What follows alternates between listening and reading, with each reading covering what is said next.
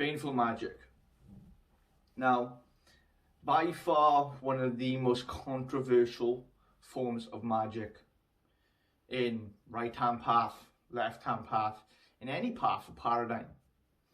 But the matter of fact is, Baneful Magick has been in every single culture, almost every single culture in the world.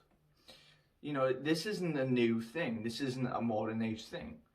From curses that witches would perform, from black masses being performed for the death of a target, from spells to cause havoc and chaos in somebody's life. Whatever the instance may be, Baneful Magick has been used throughout centuries. That people will call down ancient gods and goddesses to rain down the power of these wrathful deities upon their enemies. I mean, Baneful Magick was also used when armies would go into battle. When we look at the Vikings were primarily, their gods were primarily warfare based. Not all of them, of course, but the majority of them. So Baneful Magick is nothing new. And there is a rather vast history that we can trace back throughout various cultures. Now, the important thing that I really want to discuss in this first section of Baneful Magick is understanding how it works. Not necessarily how this magic works, but how Baneful Magick should be approached and how we should operate. So first you have to understand that there is no such thing as karma. Karma is an entirely ridiculous subject and a ridiculous concept. If karma did truly exist, there wouldn't be such evil in this world. There wouldn't be such injustice in this world. And there are people in power. There are people who are seriously have committed horrendous atrocities and they get away with it. And they'll always get away with it in many cases. That these people of power will never be brought down. If karma was a true force then, or if the rule of three of whatever you put out comes back to you, if that really did apply, then this would be a much better world. But sadly, it's not. And sadly, karma doesn't exist. Therefore, we have to be our own sort of cosmic justice, if you will. And this is where the Black Magician gets into Baneful Magick and becomes both the judge, and the jury, and the executioner.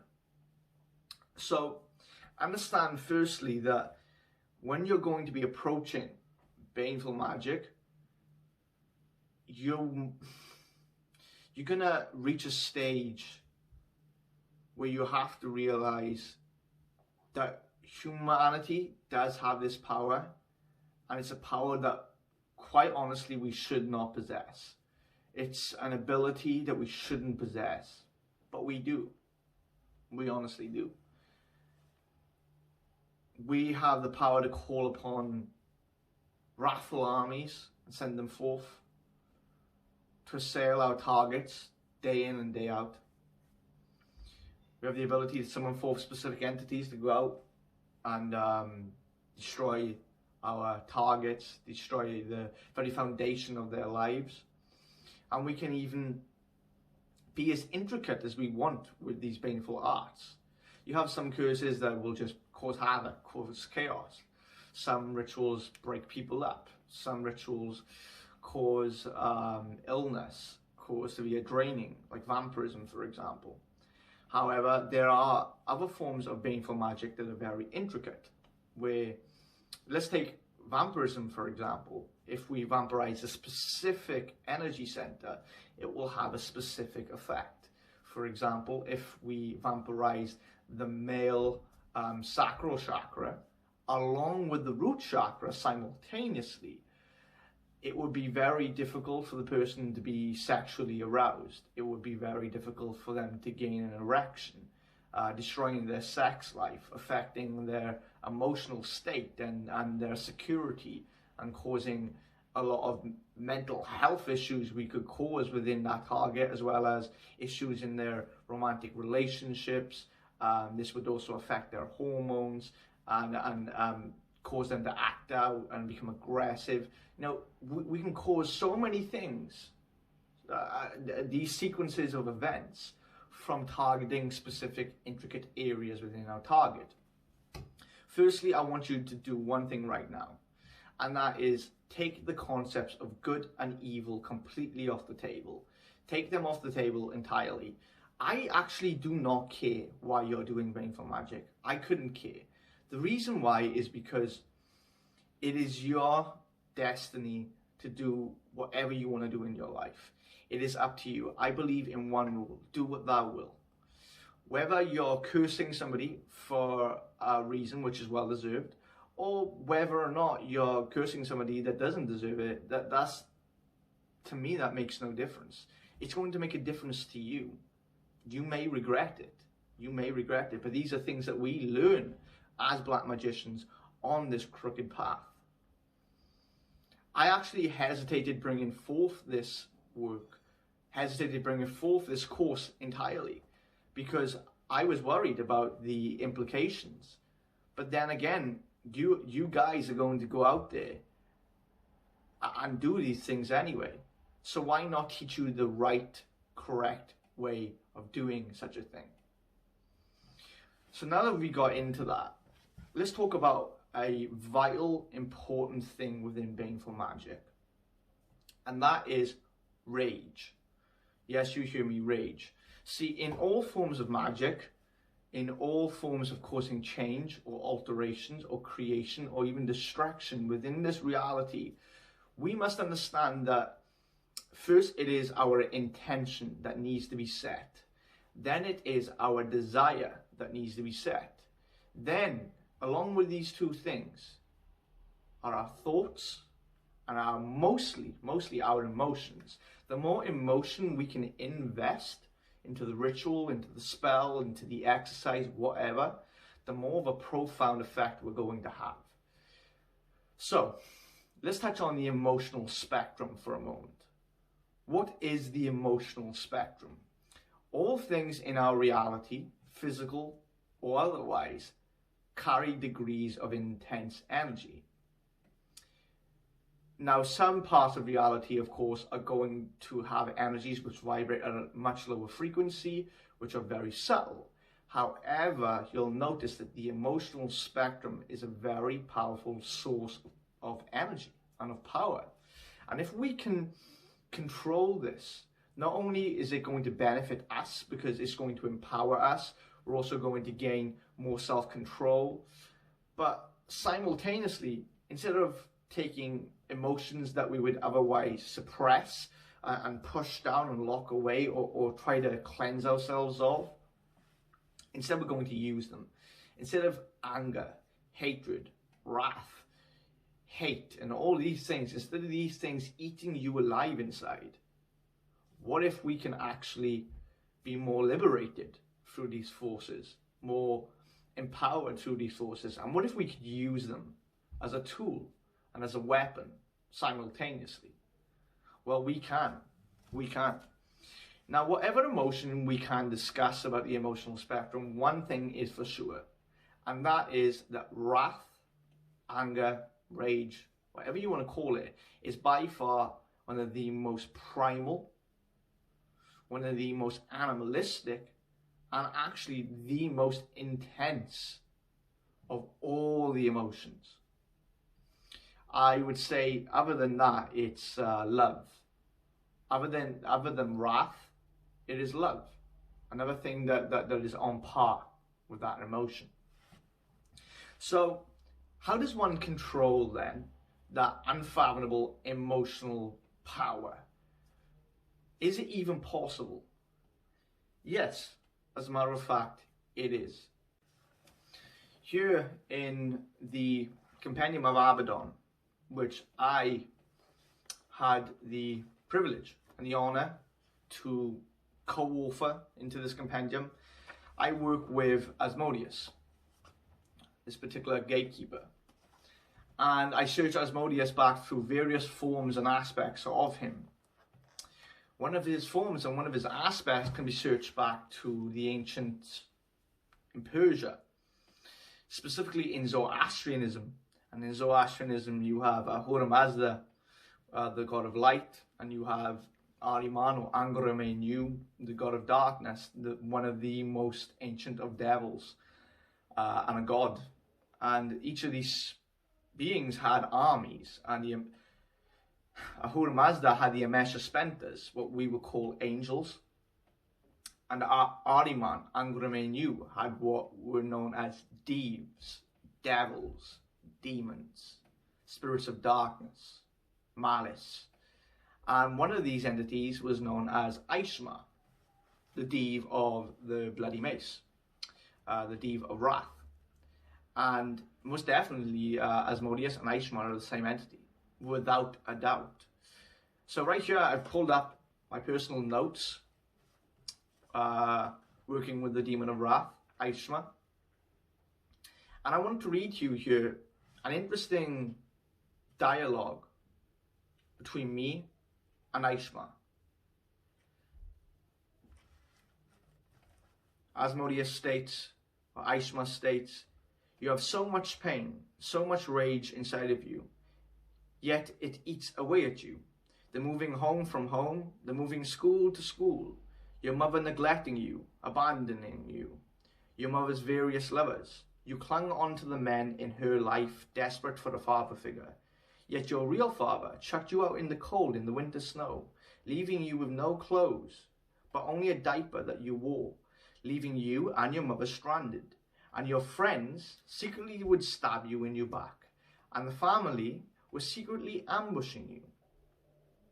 The abuse your father inflicted upon you every day and every drunken night, how much fire you've kept inside, how eager you are to destroy, to kill, to murder, to burn it all down."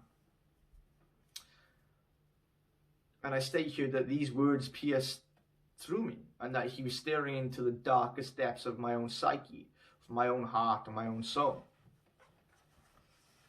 And so I asked Aishma, "What games are you playing? Do you want me to lose control or something? Is that what you want?" And Aishma retorted with, "Do you really believe that you can suppress it? You have condensed it for too long. Lose control. Do it. Go on.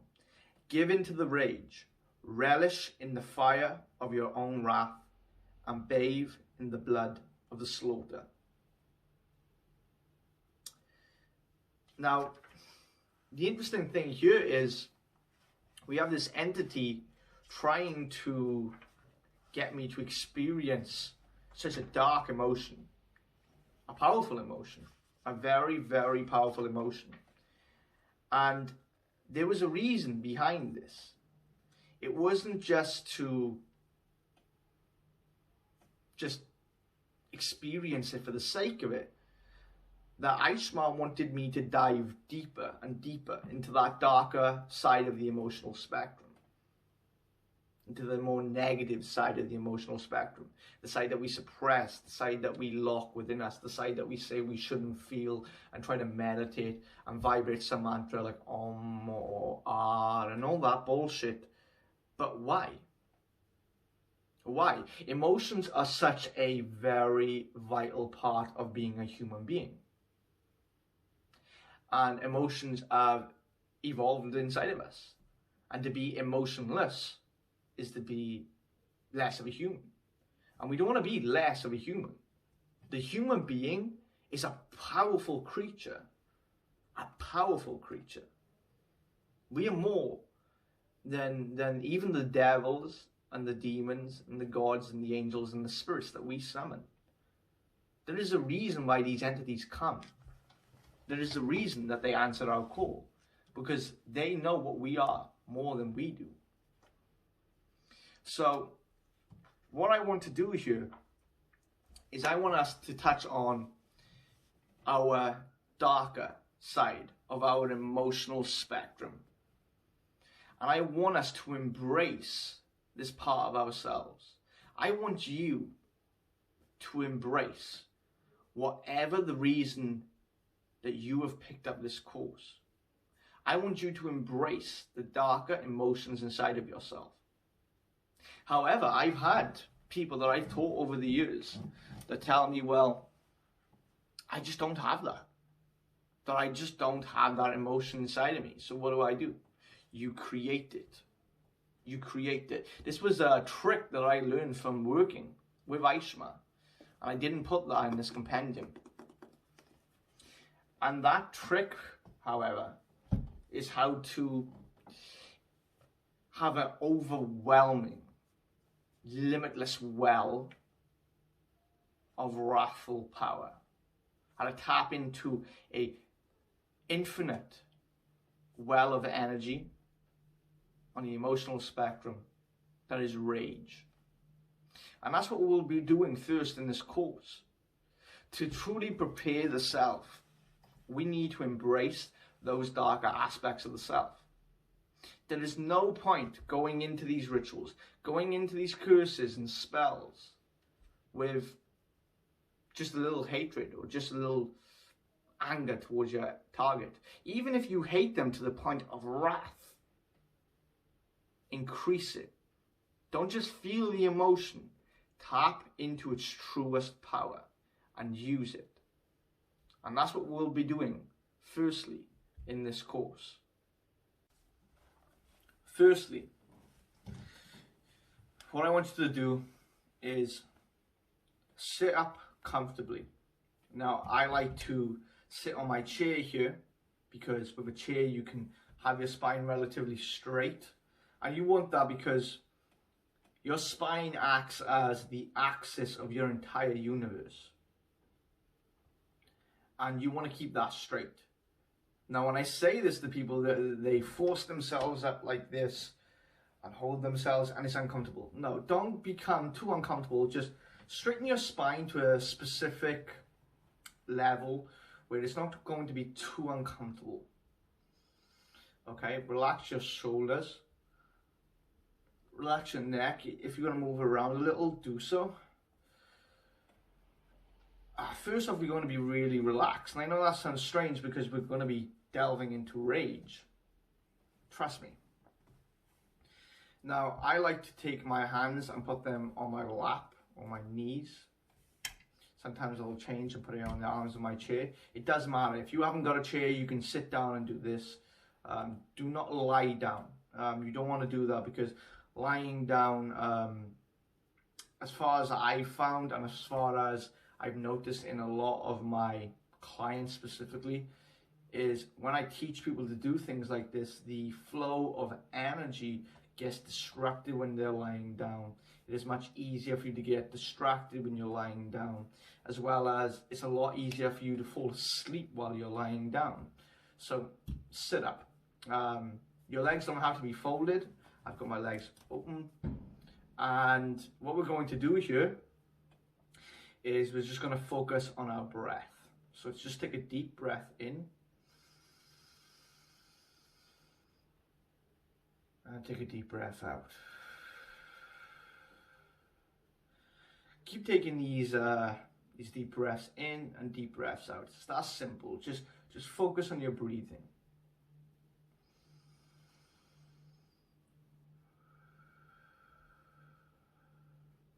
And what I want you to do is, as you continue to breathe in such a manner, is I want you to focus on how the energy within yourself moves as you breathe.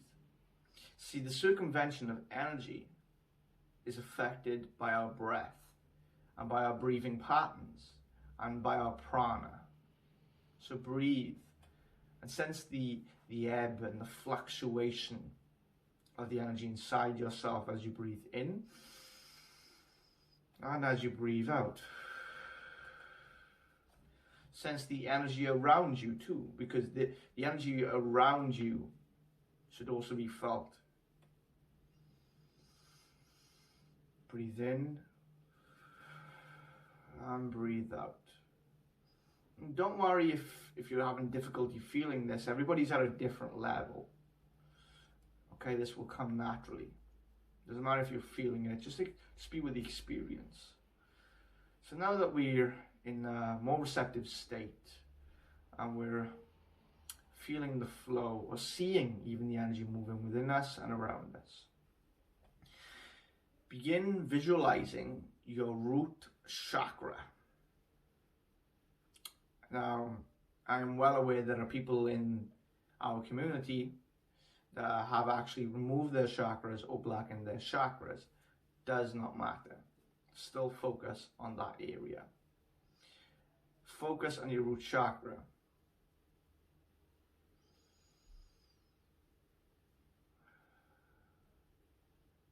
See it spinning.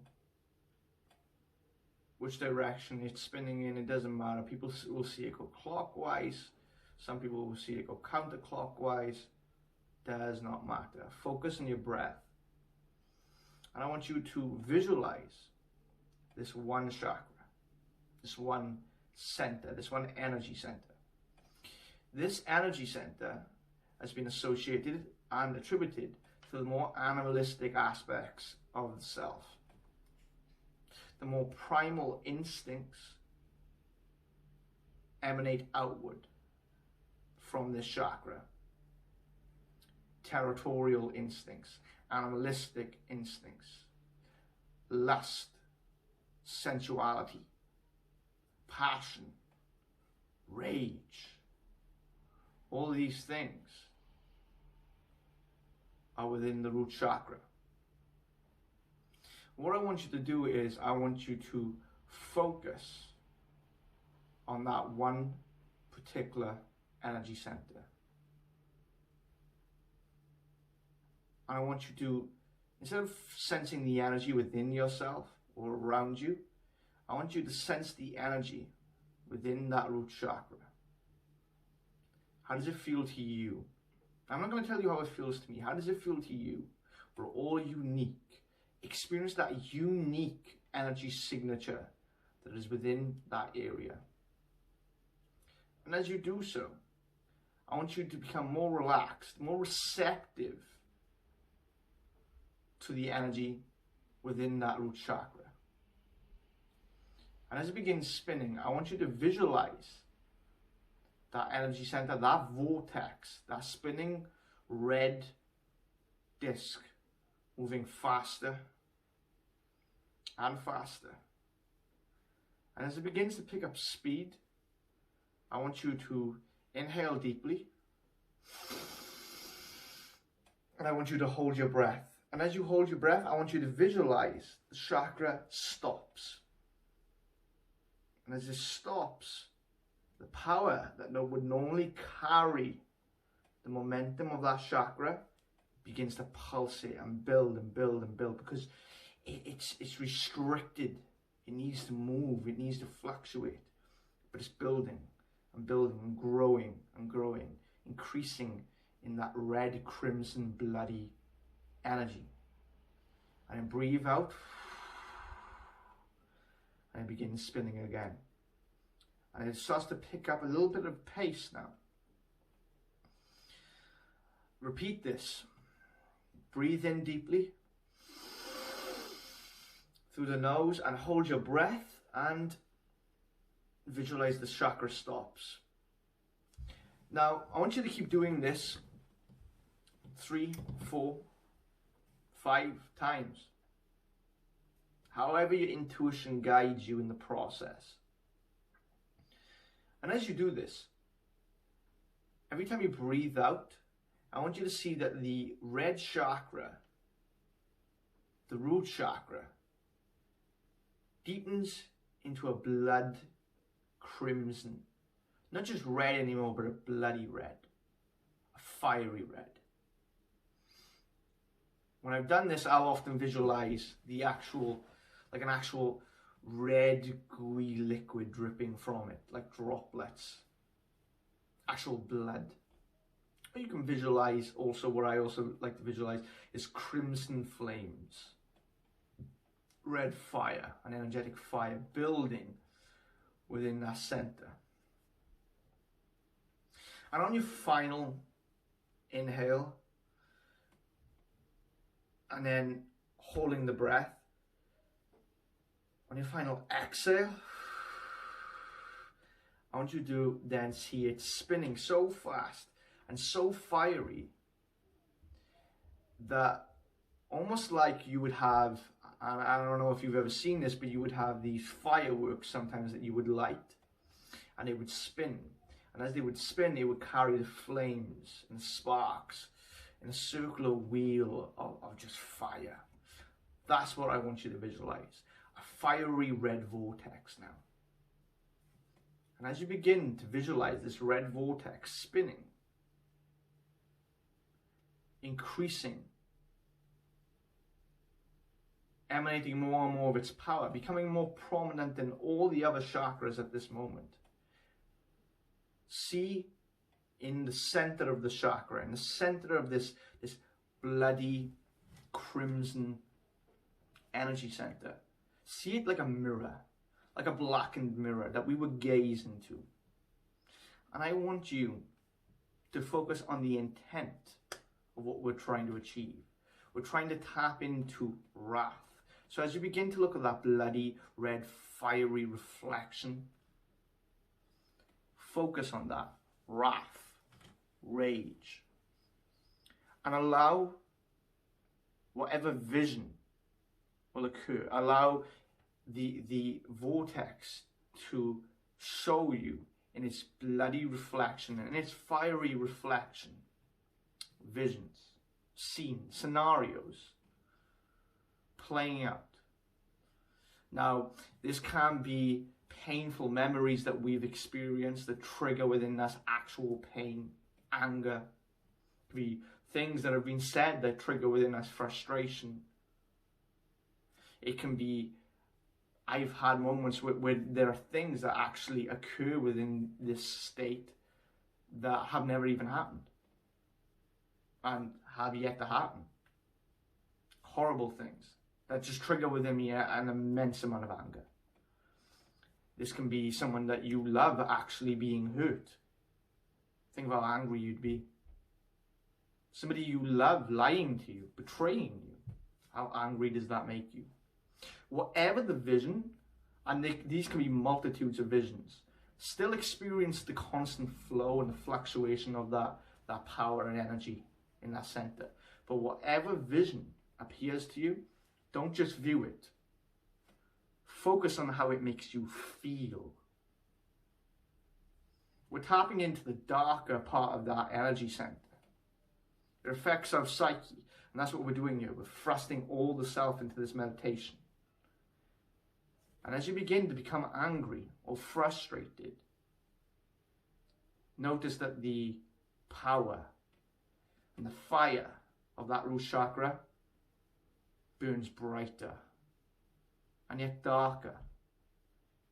The flames that were once just regular astral flames have now become like an inferno, a raging inferno,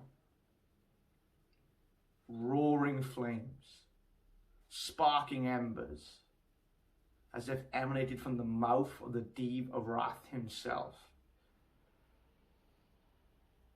And when this happens, I want you to once again come back to see your chakras spinning as this fiery, bloody crimson vortex. And I want you to inhale deeply, and as you do, visualize the chakra stops once more, and as you exhale, that fiery essence emanates upwards throughout all the other chakras, from your root, burning and entering into your sacral chakra, making that chakra also glow red. And as that chakra becomes as fiery and as red as the root chakra, and this might take you a couple tries. If it doesn't right away, then inhale deeply and hold the breath till the sacral chakra stops and is being injected, infused, and forced with the essence or that vortex of rage. And then it becomes like the root chakra. You might need to do this a couple of times. It all depends on you. And keep doing this from the chakra to the solar chakra, to the solar plexus, up into the heart chakra, the anahata, up into the throat chakra, up into the third eye, the ajna chakra, and up into the crown. Until every single chakra is a spiraling vortex of this infernal, this raging emotional fire within us.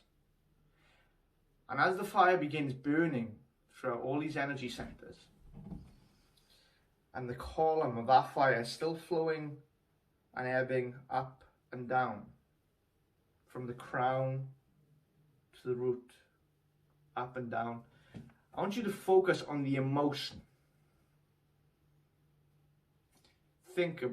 Feel that emotion. Don't think, just feel that emotion. Feel it intensifying, getting worse and worse and worse. Allow the fire, allow the burning, allow the power to overwhelm you, to pull you into the depths of a madness. You may feel your muscles tightening up, your fists may ball, your hands may ball into fists. Good, let it do it. Let your body react this way. This is the part where you don't relax. This is the part where we're not going to relax. This is the part where you want to become as animalistic as possible. Allow this ebb and fluctuation within you to take over. Feel your hands. Maybe they don't. Maybe they don't even make fists. Maybe they grab onto something. Maybe your jaw tightens. Maybe you bite down on your teeth. Maybe you bite your lip. Just be careful you don't bleed. Maybe your muscles contract and squeeze. Maybe you shake in anger. Maybe you start literally frothing from the mouth. Good, do it. I've taken this to ridiculous degrees where I've done this for such a long time, and it's reached such a critical mass and pressure within me. I start drooling. I start frothing from the mouth like a goddamn animal. Good. Allow the frustration to become anger. Allow the anger to become rage. Allow the rage to become wrath. You'll reach a point where you'll become so angry. The entire crimson bloody fire that is within you actually emanates throughout your entire subtle body until your energy body itself has become the red crimson body of the wrathful one.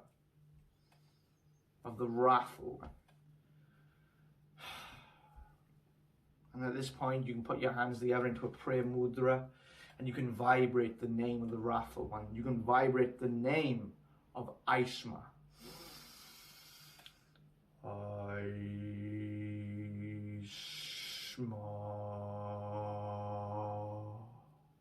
And as you vibrate his name as a mantra, feel that the power within you only intensifies. Once you've experienced this, and it reaches a point where it's overwhelming, overbearing, I want you to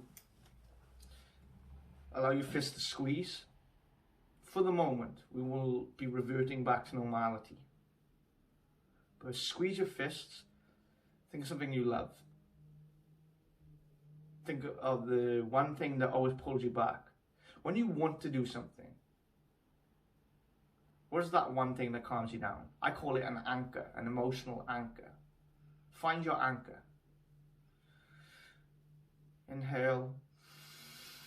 And find your anchor. And when you find it, visualize your heart chakra start to glow. Beneath that fiery red vortex, visualize a green light start to glow. And as it does, breathe out and allow the feeling of someone that you love, the feeling of that emotional anchor, whether it's compassion, love, peace, serenity, whatever pulls you back, allow that to emanate throughout the light of that chakra. And as that light casts down into the lower chakras, it reverts your chakras back to normality. Allow the love, the light, the serenity and peace within that mantra, within that chakra, to infuse and enter into all these chakras. And at that moment, when that light then reverts your chakras back to normal, and when you calm down, this may be hard. It's quite hard coming out of that state. You need to breathe. You need to relax. Focus on that emotional anchor. See it, feel it. Experience the light and the love. We were in the state of a god, which, you know, we have the god and the goddess in witchcraft and in magic. The horned god being very Martian in nature, and of course the feminine goddess being very, you know, they used to say, there was once a funny saying that men are from Mars and women are from Venus, and it's very true. So experience the essence of the goddess that is within all of us. Allow it to calm you, allow it to ground you and anchor you. Of course, I am summarizing it here. I'm giving you the steps. What I want you to do is, for a couple nights, I want you to perform this meditation. Before we move on with the course, now you're more than welcome, of course, it's entirely up to you to watch the next section. But I'm telling you that we want to become adept at controlling our own emotions. And before the ritual, if we can enter into that state of the wrathful one, I feel sorry for your target. I do feel sorry for your target, because that's an intense current of energy that is heading their way. There is an intense energy to infuse in your spells, to infuse into the curse, to infuse into the exercise, into what we're doing. These are the emotions of rage and of wrath and of anger, actually looked down upon in the right-hand path, in yogic paths and yogic teachings. But kill your guru, kill your guru. Kill your guru, because these are normal parts of being a human being. Animals even get angry. I don't know why people always thought that becoming a living god or becoming the supreme version of what we are is to do away with our humanity entirely. It is not. That the human self is our next stage in evolution. We're a human for a reason. It's empowering. It is empowering. It's just unconsciously we don't know what to do with these energies. But now we do. Now you might have a hint of what we're doing here. And that meditation there, that exercise there, is just for you to be able to tap into that energetic signature, that astral essence, if you will, of that dark and emotional spectrum of rage. And now you know how to do that. I want you to go out yourself. I want you to go and do that yourself. Experiment with it. Until every now and then it'll take longer. It may be very long in the beginning. All depends on you. But I want you to get to a certain point with this exercise, a certain point in this meditative session, if you will, that you can enter it in seconds, that it becomes second nature. It's like trance. It's like trance. For me, I remember trance work was very hard to get into at first, but now I'm in it in seconds. First, it would take 20 minutes, and then I could cut it down to 15, and then it was about 9 minutes, and then 8 minutes, and then now it's a couple seconds. It takes me to get into trance, maybe a minute. That's the very most. So do this. Take what I have said to you. Experience the power of wrath. Now, at this point, the reason why we're reverting yourself back to normality is because we don't want to let these high, volatile, dangerous energies run rampant in the self, so we're pulling that back down, storing it back within us. But don't worry, we will be wielding this power as when we go further along in this course. But for now, assume the form of wrath, the wrathful destroyer, that quite frankly all of us are deep inside.